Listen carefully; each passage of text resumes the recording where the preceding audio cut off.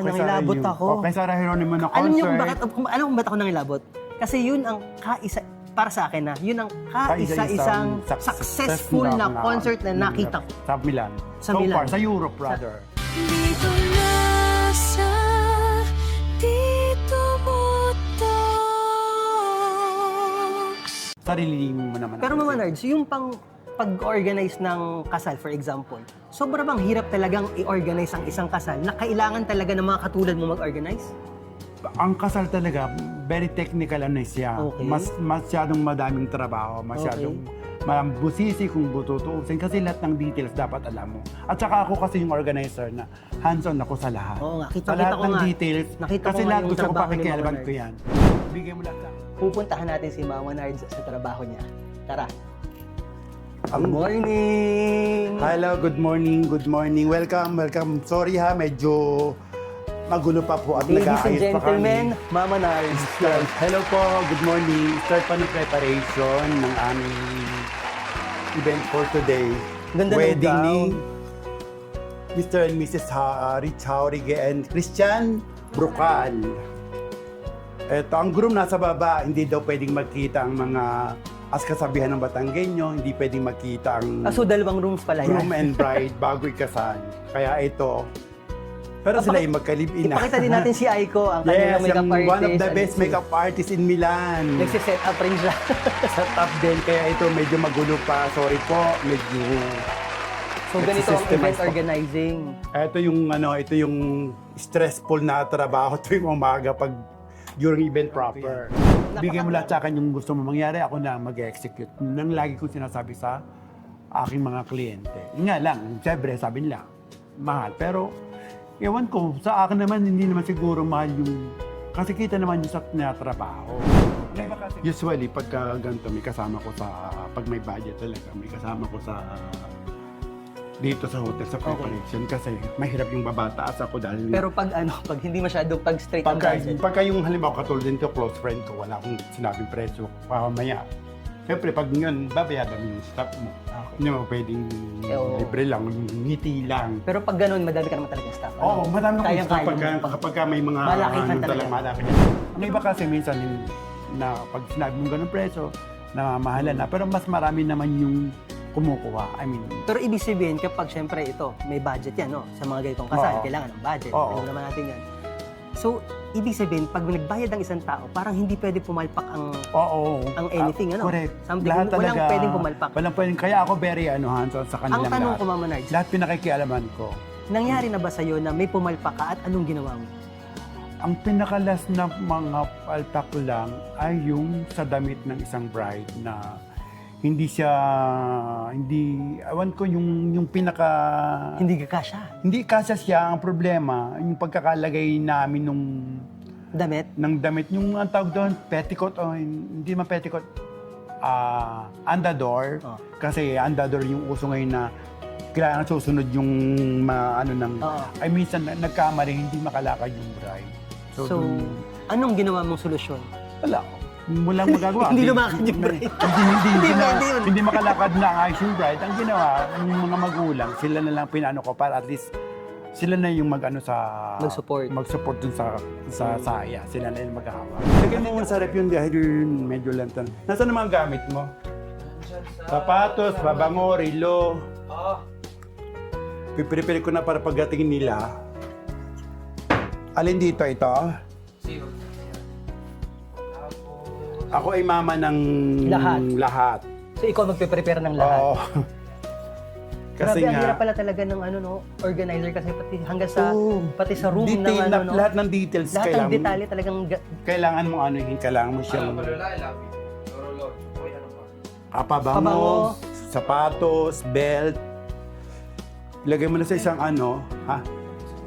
Alin? Batang ito. Relax. Sabing huwag masyadong excited. Doon pa, isa pa dala mo. Kasi hindi ako pa pwedeng makita sa naglalakad yung bride. Pero hindi ka pwedeng makita. Ginaguide mo na lang yung mga parent. Yun nga, speaking of ganyan, stress do? Sobra, grabe. Alam mo pa naman pinaghandaan ng mga bata. Pero at the end of the day, sila ang tuwan-tuwa. I mean, very sila. Doon nga ako nakatanggap ng Rimowa eh. Lahat, oo, nakita ko yan. Post sa Facebook. Sila pa yung Narigaluhan ka ng na Rimowa Rimowa na, alam naman natin kung gaano kamahal ang Rimowa na Saka validya. hindi lang mga Rimowa natatanggap ko sa lahat ng mga kliyente ko. Ewan ko, bakit sila nagbibigay talaga ng... Marami natutuwa sa Mama Nards, pero sabihin din natin na, syempre, Siyempre, hindi mo naman talaga maaalis. How do you handle bashing, yung mga ganyan? Yung mga... Hindi ko na lang sila pinapasin. Besides, wala naman din naman... May mga ganun sumasama talaga. ang loob sa event. Marami sumasama ang loob. Lalo na yung mga late. Yung nga ang sinasabi ko sa mga lagi. Ako kasi ako sa time. Sa oras. Mahalaga Kasi yan sa mahalaga events. yung oras talaga sa isang organization, laging oras. Mahirap kasi naghihintay kasi pag may late, lalo na yung sa mga ninong at niya at mga abay, sila kasi yung bida doon, sila yung mga protagonista, dapat sila andon 5 minutes or 10 minutes before the oras ng call time. Pag wala. Pag hindi sila lalakad talaga. Pag nag-umpisa na ako magpalakad, hindi na sila makakalakad, doon sila nagagalit sa akin. Siyempre nga naman, sila nag-make-up, nagdamit, hindi nga naman makakarampa. Hindi kaya ko sila naman, nagagalit. Kaya sila nagagalit. So naiintindihan ko sa part na yon. Ang inaakin naman, nag-umpisa na sila eh. Hindi balik kung nandun pa lang tayo sa part ng mga, halimbawa, yung mga abay-abay. Pero pag lumakad na si Bright, tapos na. Yun ang start Yun ang start eh. Kaya pasensya sila doon. Kaya mas maganda ako lagi, sinasabi ko sa mga bride, kung ang kasal niyo alas 2, sabihin niyo alauna. Kasi ang mga Pilipino minsan talagang hindi Yun ang Filipino maiwasan. time, alam niyo yan. Ang Yun ang mahirap hirap. sa Kasi atin. ako, hindi ako talaga yung hindi ako dun sa Filipino time. Kasi pwede kang Hindi pwede mag-adjust mag-Filipino time. Hindi pwede mag-Filipino time sa part ko, hindi pwede. Sa'yo, sa organizer. Ako lagi ang kauna-unahang nadating. So, Mama Nards, ito nga, stress na stress talaga yung trabaho mo. Napaka-stress. Pero bakit pinasok mo pa pati ang pagpuproduce ng mga palabas dito sa Milano? Ewan ko, siguro... Nasa dugo mo talaga yan, Yun ang siguro, palabas, ang yung show. palabas, ang show. Buhay ko na talaga Bakit? ito. Sabi ko nga dito ko nag-i-enjoy. Nag-i-enjoy ka talaga. Kahit ikamatay ko, kita mo, ang buhay nga, minsan ang amang mga ginagawa sa photoshoot. Pero, Totoo. go pa rin ako kahit nga, sabi nga, may edad na, kaya, sabi ko nga sa mga bata, Mama Nards, kaya mo pa. Sabi ko, of course, kaya ko. Walang problema sa akin.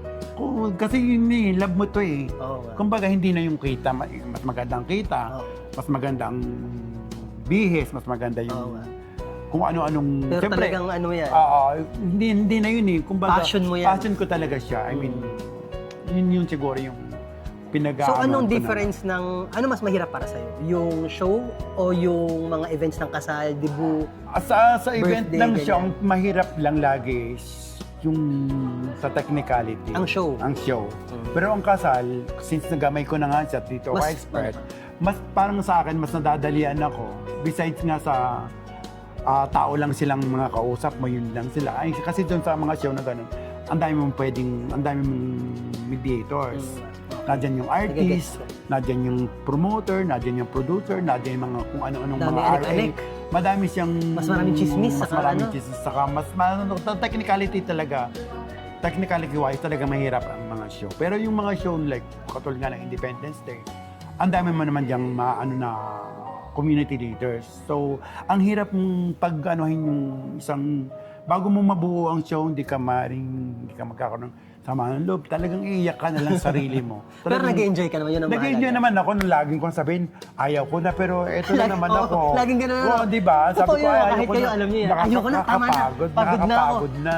Parang ganun. Pero Hindi sa na, isang hindi na linggo, ito. yan na naman. Sa linggo, pag may lumapit sa'yo, hindi mo man siya matanggihan. Hindi mo maintindihan. Correct. Gets, nagigets ko. O, di ba? Yun ang Mama buhay Nards, namin. alam mo, gustong-gusto pa kitang Kaya kachismisan, nga. pero oras na. So, i-invite mo kami sa iyong mga upcoming shows. So, Narinig ko, siguro- meron kang mga upcoming concerts. Ano yung pinaka-latest concert mo? Ang latest concert, that will be in Generale, The Juans. Invite mo sila lahat. Ang The Juans ay The Juans banda? ay banda po ng mga kabataan. So, mga target natin, yung mga millennials at saka Gen Z. Yung Yan, tinatawag nila. yan. Kami hindi na kami uso doon. Uy, pasok pa ako sa millennial. Pasok pa ako sa millennial. Ako hindi na doon kasali. Kaya nga ni-invite ko Boomer po yung ka, mga boomer. The Juans on May 31 and then another concert is Bex Battalion on Wow, June 14. yan. Yes.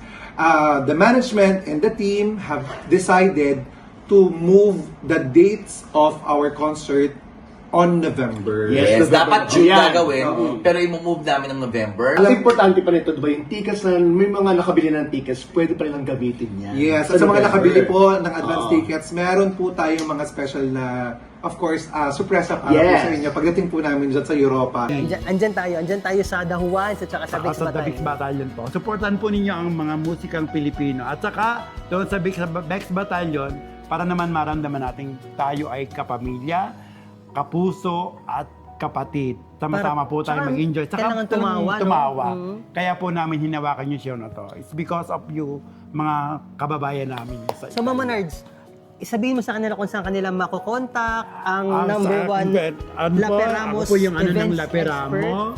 My number is, ang akin pong Hindi, ilagay na natin sa screen, Mama Nerds. Ilalagay ko na lang sa screen sige. yung number. Yung 389-427-1195 yun po. Tapos yung Laperamo Events Expert, yun po yung gamit ko sa Facebook account Sa mga ko. social media. Social media Pwede ko nyo siyang yun po. i-add. At kung meron kayong mga questions, i-message nyo lang ang Facebook ng Laperamo.